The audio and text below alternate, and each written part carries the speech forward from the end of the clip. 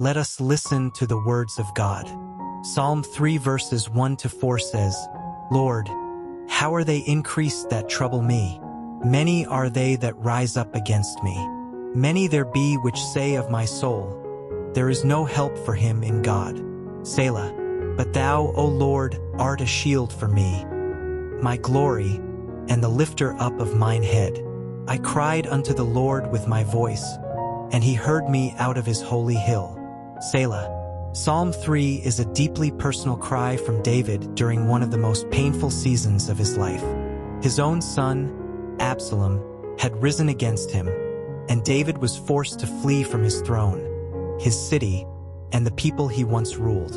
Imagine that, your own child betraying you, the people who once praised you now chasing you down, and the place that represented security and calling suddenly becoming unsafe. It is in that moment, in the wilderness of heartbreak and fear, that David writes these words. He begins by acknowledging the pressure closing in around him. Lord, how are they increased that trouble me? This isn't an exaggeration. His enemies had truly multiplied. People who once stood with him were now against him. The situation was overwhelming. And haven't we all been there in some way? When life piles on more than we can handle, when challenges stack one after another, and you don't even know which one to deal with first. When relationships fracture, support systems fail, and it feels like everyone and everything is rising up against you. But then it gets deeper. David says, Many there be which say of my soul, there is no help for him in God. This is more than just facing enemies. Now the voices around him are speaking hopelessness. They're saying, not even God can save him. That kind of spiritual attack is devastating. It's the kind of lie the enemy whispers in our weakest moments, that we've gone too far, that we're too broken, that God has turned his back on us. David was not just fighting people. He was fighting despair, isolation, and doubt.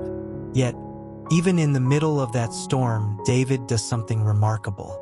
He shifts his focus. He says, But thou, O Lord, art a shield for me. What a powerful declaration. The situation hasn't changed, but David's eyes are now on God. The word "but" is so important here. It reminds us that our circumstances are not the final word. People may rise against us. Fear may shout. Doubt may creep in. But God is a shield. Not a distant force, not a passive observer, but a present protector. Shields in ancient warfare were personal. They moved with the warrior, surrounding them. David says, You, Lord, are my shield. He also calls God his glory, which is striking because David had lost his earthly glory, his crown, his position, his palace. But he realized something profound. His true identity, his true worth, came not from the throne, but from the one who put him there.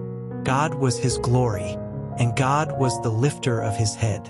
That image is tender and powerful. When shame, grief, or defeat cause our heads to hang low, it is God who lifts them. He restores dignity. He reminds us who we are. He doesn't just protect us, he encourages us. He says, You're still mine. I haven't forgotten you. Then David says, I cried unto the Lord with my voice, and he heard me out of his holy hill. It's one thing to believe God is there. It's another thing to believe he's listening. David didn't just think about God, he cried out to him. He used his voice, and he was confident that God heard. Even when everything around him suggested otherwise, even when people claimed God had abandoned him, David knew, when I cry out, God listens. This is the kind of faith we're called to cultivate. Not a faith that denies pain, but a faith that clings to God through it. Psalm 3 reminds us that we can bring our raw, unfiltered emotions to the Lord. We can acknowledge the rising tides, the increasing pressures, and even the doubts within us. But then we must shift, just like David, from the problem to the promise, from fear to faith, from despair to hope. And it's not about pretending things are fine. It's about trusting that even when things aren't, God is still present. He's still shielding, still lifting, still listening. Psalm 3 verses 1 to 4 is not just a historical moment in David's life. It's an invitation for us today. An invitation to be honest, to turn our focus to God, and to declare with confidence, "You, O Lord, are a shield around me. You are my glory. You are the lifter of my head."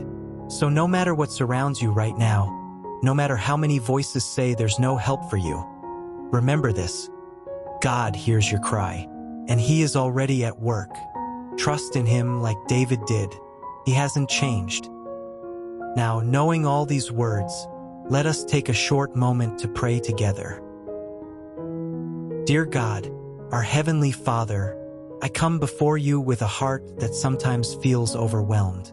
Just as David cried out when surrounded by enemies, I, too, find myself in seasons where the pressures of life seem to multiply, where troubles rise on every side and hope feels distant. But Lord, I bring those feelings to you, just as David did. You see every situation, every enemy, every fear. You see the things that trouble me, the relationships that are strained, the needs that go unmet, the voices that speak discouragement. Sometimes, even my own thoughts whisper, "There's no help for you in God." But I reject that lie today. I choose to remember who you are. You, O Lord, are a shield around me. You protect me when I cannot protect myself. You cover me in the moments when life feels too heavy. You stand between me and the danger I cannot see. And even when I feel exposed, you are working, sheltering me under your wings. You are my glory, Lord, not my achievements, not my status, not what others say or think. You are my honor, my identity, my worth. Even if I lose everything the world says matters, I still have you, and that means I still have everything. You are also the lifter of my head. When shame weighs me down, you raise me up. When fear bends me low, you strengthen me to stand tall again. Thank you, Lord, that you don't leave me in my sorrow. You come close. You lift my chin. You remind me that I am loved. I lift my voice to you now, Lord, just as David did. Your word says in Psalm 3 verse 4, I cried unto the Lord with my voice, and he heard me out of his holy hill. Thank you that you are not deaf to my cries. You do not ignore my pain. You hear me. You respond to me. You are not far off, but near. Father, when the battles seem too strong, be my strength. When I feel surrounded, remind me I am surrounded by you. When discouragement comes, speak your truth louder. I will not believe the enemy's report. I will believe yours. Like David, I place my full confidence in you, not in people, not in outcomes, not even in myself. My trust is in you, Lord. You are faithful, you are mighty, and you are full of mercy. So I declare today, I will not be afraid of 10,000s of people who set themselves against me, because you, Lord, are with me. You are the one who sustains me. You are the one who gives rest to my soul. Let your peace reign over my thoughts. Let your joy be my strength, and let your presence be my hiding place. Thank you, Father, for being my shield, my glory, and the lifter of my head. I trust you. I love you. I rest in you today. In Jesus' mighty name we pray. Amen.